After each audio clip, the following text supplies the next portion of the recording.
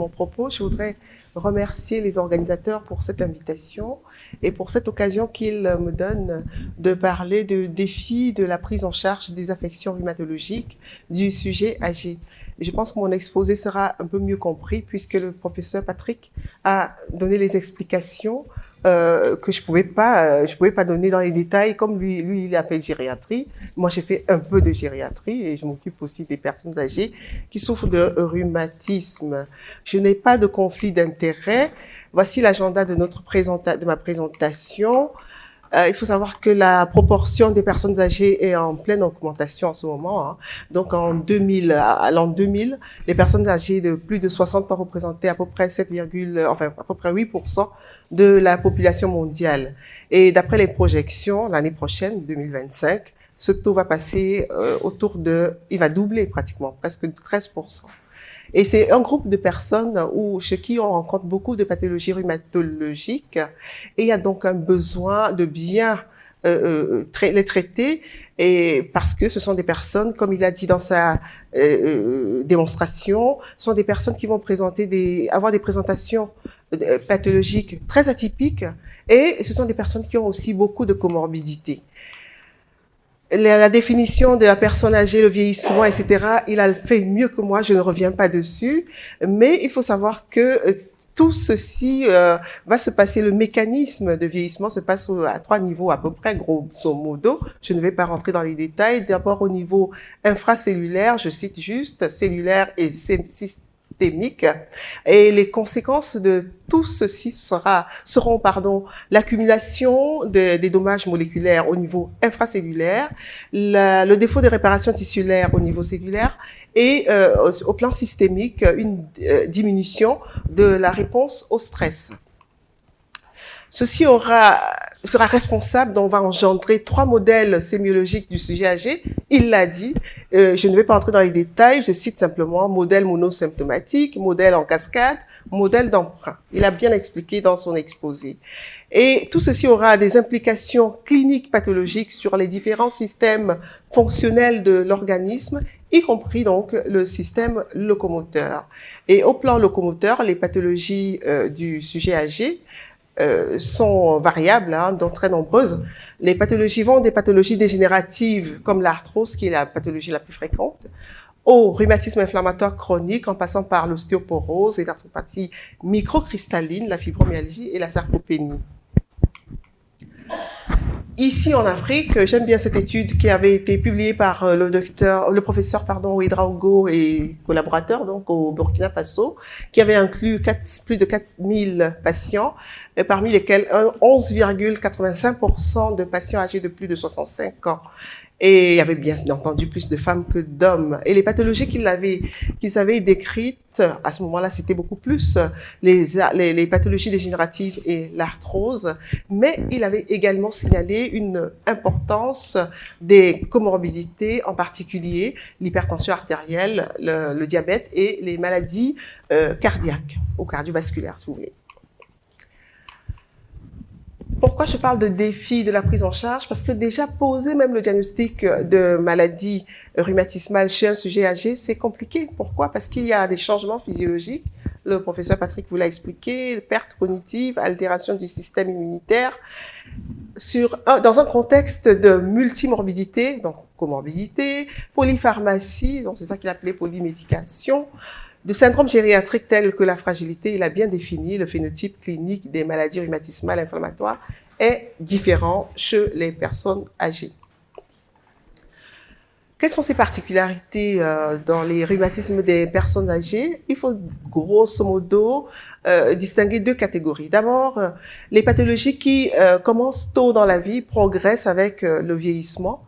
Par exemple, la polyarthrite rhumatoïde qui peut commencer autour de 40 ans et 60 ans, 65 ans, 70 ans, elle est encore là. Le lupus, les spondylarthrites, la goutte. À côté de cela, vous avez un autre groupe, ce sont les maladies qui commencent à un âge bien avancé, donc on dit à début tardif, la polymyalgia rhumatica, l'artérite gigantocellulaire, l'arthrose, les arthropathies microcristallines, l'ostéoporose, les manifestations paranéoplasiques, la sarcopénie, mais également dans ce groupe, nous avons les rhumatismes inflammatoires chroniques à début tardif.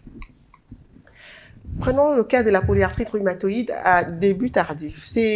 Elle représente à peu près 2% de toutes les polyarthrites rhumatoïdes. Sa symptomatologie est habituellement chez la personne âgée à début brutal, excusez-moi. Elle touche surtout les grosses articulations, elle est peu déformante, souvent séronégative, c'est-à-dire qu'il n'y a pas de facteur rhumatoïde ni d'anticorps anti-CCP, quelquefois quand même, enfin le plus souvent. Et les symptômes fréquemment signalés par les patients, c'est la myalgie, la neuropathie, enfin, et on peut trouver à l'examen des adénopathies. Les atteintes extra-articulaires sont rares chez ces personnes et ce sont des formes de polyarthrite qui sont un peu moins agressives que chez le sujet jeune. La spondylarthrite à début tardif représente comme nombre de nouveaux cas, il y a le taux d'incidence est de 3,5% à peu près dans le nombre de nouveaux cas. Et ici, chez la personne âgée, les atteintes du rachis cervical sont plus fréquentes, les atteintes du rachis lombaire et les coxofémorales moins fréquentes. On peut avoir la dactylite, les anthésites et les uvéites comme pour le sujet jeune, mais il n'y a pas de critères de classification dans cette population puisque les critères ASA sont surtout pour les personnes âgées de moins de 45 ans. Le lupus érythémateux systémique à début tardif, c'est une maladie dont la prévalence chez la personne âgée tourne autour de 4, varie de 4 à 10%. Dans la population asiatique, par exemple, ils ont fait des études chez les personnes âgées, nous pas encore. C'est une maladie qui va survenir chez la personne âgée dans ce contexte-ci de plus de 50 ans, avec un sexe ratio de 1, différent du lupus du sujet jeune, où le sexe ratio est de 1 homme pour 5 à 10 femmes. La symptomatologie est moins spécifique, caractérisée par des arthralgies, myalgies, fièvre, perte pondérale. Les lésions cutanées sont moins fréquentes. Par contre, on va observer beaucoup de cas de cytopénie et les atteintes cardiovasculaires, les atteintes du système nerveux central et les atteintes rénales sont rares chez la personne âgée. Au plan biologique, les auto-anticorps anti-SM, anti-ENA et le complet, la baisse du complément sont rares. Par contre, on va observer une fréquence et à un titre élevé du facteur rhumatoïde, alors que c'est le lupus, des anticorps anti-RO, des anticorps anti-LA. Et dans ce cas-ci, chez la personne âgée, le lupus a un mauvais pronostic parce que le taux de mortalité est élevé, même s'il n'y a pas d'atteinte sévère d'organes comme chez le sujet jeune. Et ceci peut s'expliquer, d'après les auteurs qui ont publié là-dessus, par les effets de l'âge et la présence de différentes comorbidités. La dermatomyosite et polymyosite à début tardif, et elle est principalement caractérisée chez le sujet âgé par le fait que le taux des CK total, le taux est normal. Et on explique également par le fait que ces personnes âgées ont une sarcopénie et bon, peut-être qu'il y a moins de production d'enzymes musculaires. Et c'est toujours chez la personne âgée, il faut craindre une maladie néoplasique sous-jacente. La goutte à début tardif, il faut savoir que l'incidence de la goutte augmente avec l'âge parce qu'elle est favorisée par la présence de certaines comorbidités telles que le diabète, l'hypertension, la dyslipidémie, les maladies cardiovasculaires et le syndrome métabolique. Chez la personne âgée, les formes polyarticulaires de gouttes, surtout chez la femme, sont plus fréquentes et touchent surtout les petites articulations. Chez ces personnes, on observe un développement précoce des tophies, des localisations particulières, notamment au niveau du rachis. Et parfois, dans l'interrogatoire, on note quand même qu'il y a une prise de diurétique qui favorise tout ceci. Le rhumatisme à pyrophosphate, c'est-à-dire la chondrocalcinose du sujet âgé, elle survient beaucoup plus quand même, très souvent ou presque toujours chez la personne âgée, avec une symptomatologie qui est très proche de celle de la polyarthrite rhumatoïde, de l'arthrose, lorsqu'il y a une poussée congestive d'arthrose, de la goutte. Et les articulations les plus souvent touchées sont les genoux, les poignets. Et au plan biologique, comme chez tout le monde, on aura les cristaux de pyrophosphate de calcium dans le liquide synovial. Et à l'imagerie, un liseré de calcification intra-articulaire ou alors la calcification des ligaments triangulaires du carpe. Ça, c'est pas différent, que ce soit chez la personne plus jeune ou un peu plus âgés. La polymyalgia rheumatica, bon, la pseudo-polymyalgie rhizomélique en français, c'est la maladie des sujets âgés avec une incidence annuelle de 52,5 nouveaux cas par 100 000 personnes. Elle est caractérisée par la douleur inflammatoire des ceintures, la raideur matinale cervicale, les symptômes généraux tels que le malaise, fatigue, association fréquente de l'artérite gigantocellulaire, mais il y a un test thérapeutique à la corticothérapie et ça marche très bien. Et pathologie dégénérative, ici en grand, c'est de grande ligne, c'est l'arthrose, qui est très fréquente chez le sujet âgé, avec une forte prévalence après 60 ans, cause de handicap. Les atteintes des articulations portantes sont plus fréquentes. Elle est caractérisée par une douleur mécanique, une impotence fonctionnelle des membres.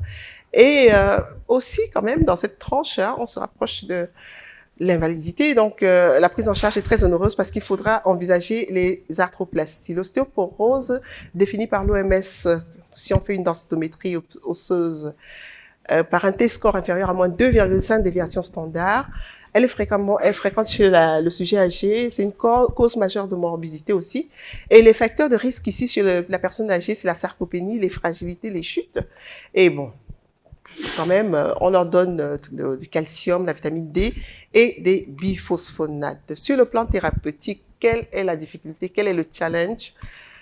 C'est surtout qu'il y a des changements physiologiques liés à l'âge, qu'il y a la présence de multiples comorbidités, qu'il y a la prise en charge peut être médicamenteuse ou non médicamenteuse, c'est pas une particularité pour eux, mais que ce soit l'une ou l'autre, il y a une nécessité d'une bonne surveillance clinique et paraclinique avant toute prescription et envisager la prise en charge dans un cadre pluridisciplinaire, c'est toujours mieux.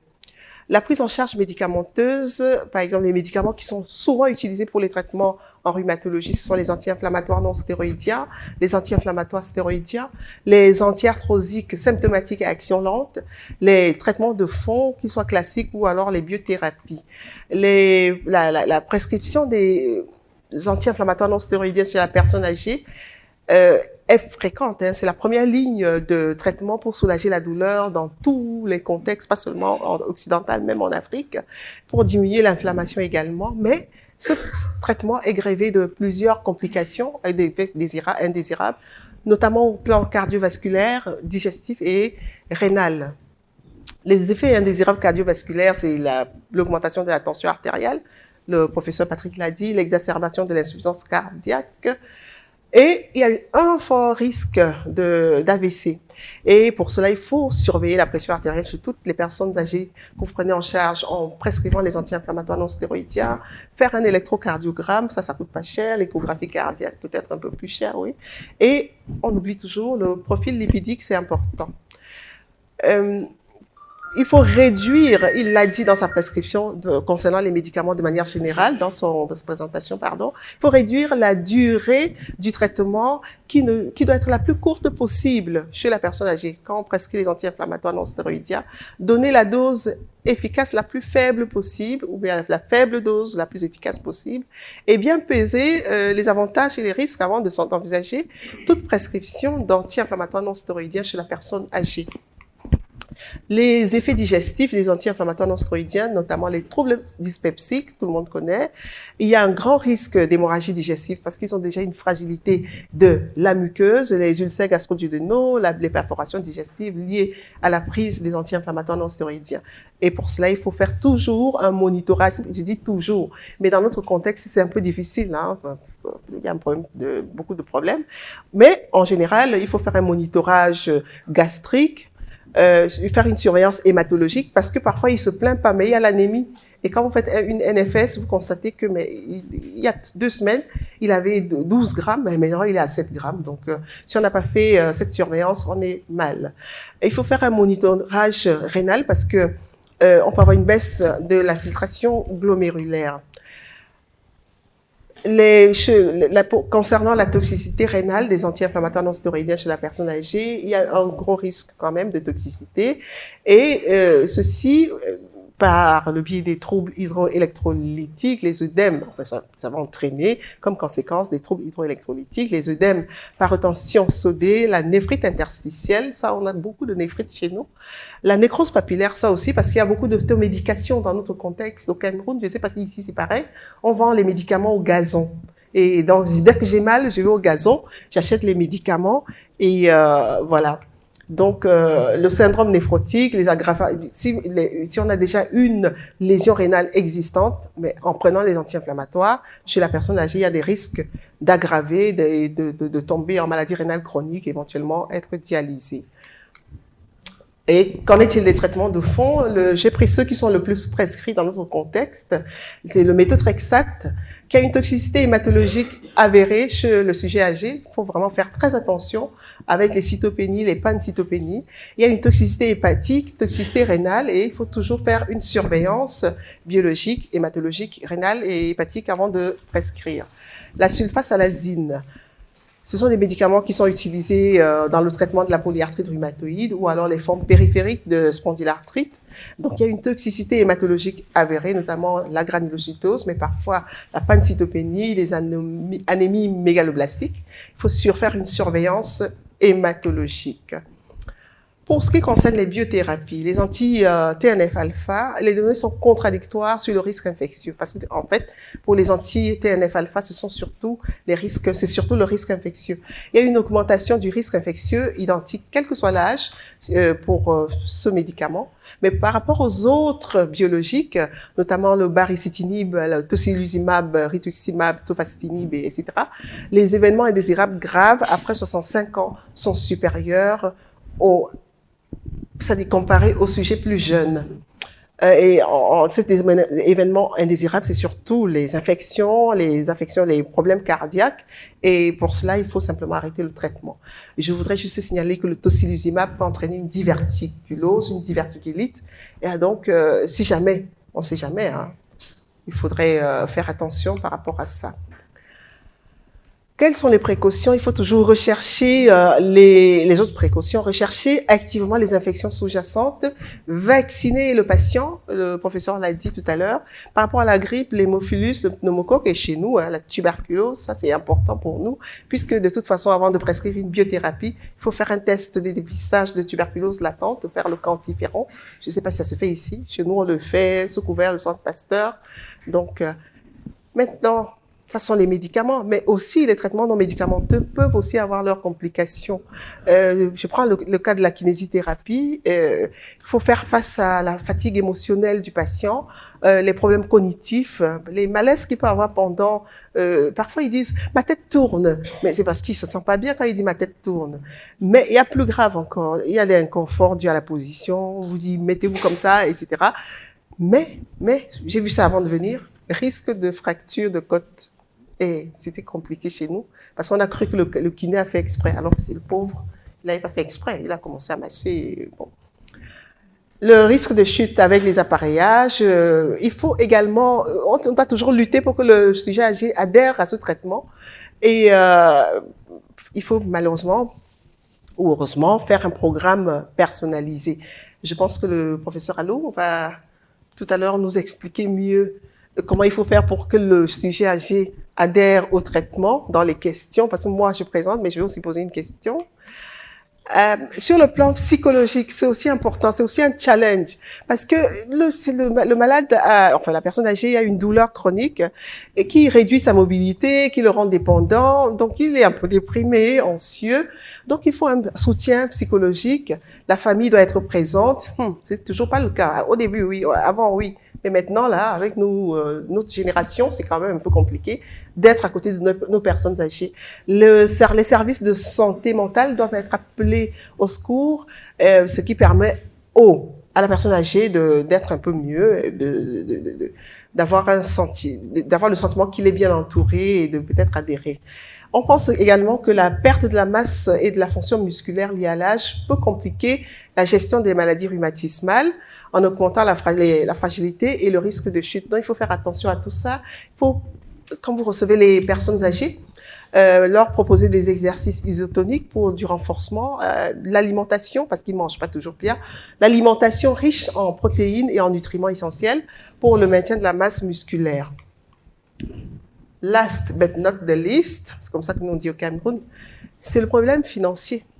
Parce qu'en Afrique, mon petit point d'interrogation, c'est toujours la même chose. Il n'y a pas d'argent, il n'y a pas d'assurance. Ils sont retraités en général, hein, donc c'est pas les mêmes capacités. Ou alors même s'il était cultivateur, il ne peut plus travailler le sol comme avant pour pouvoir vendre ses produits. Donc il est pauvre, il n'a pas d'argent. L'assurance maladie, ça n'existe pas. Peut-être ici, moi, chez nous, non. Pas de prise en charge par les affaires sociales. Le ministre, mais si vous envoyez 10 000 courriers, bah, il va prendre et puis il va dire bon d'accord, oui, mais bon, ils n'ont pas d'argent. Et les aides familiales sont devenues précaires. Ceci dans un contexte où les croyances socioculturelles vont nous emmerder pour la prise en charge. Oui, mais c'est parce que j'avais traversé une mauvaise herbe. Oui, mais parce qu'on avait versé telle chose devant ma porte et puis j'ai traversé. Ce qui fait qu'ils arrivent toujours tardivement. Même ce qu'on pouvait récupérer, on ne récupère plus. Même si c'était juste le massage et que le kiné ou le médecin voulait bien l'aider gratuitement, comme la doctoresse a dit hier, ben on ne peut plus parce que tout est grave. C'est déjà un stade terminal et donc accès limité aux soins. Et pour conclure, j'ai trop parlé. Je vais dire simplement que la prise en charge des maladies rhumatismales chez la personne âgée nécessite une approche globale et pluridisciplinaire qui tienne compte, des difficultés propres à cette population. La santé cardiovasculaire, la densité minérale osseuse, la masse musculaire, la tolérance gastro-intestinale, la santé rénale, la santé mentale et les mesures préventives des infections doivent être prises en compte dans la planification du traitement. L'optimisation des médicaments est essentielle pour éviter les effets indésirables, l'accent étant mis sur la réduction et l'utilisation des médicaments à haut risque. C'est très important. Je vous remercie.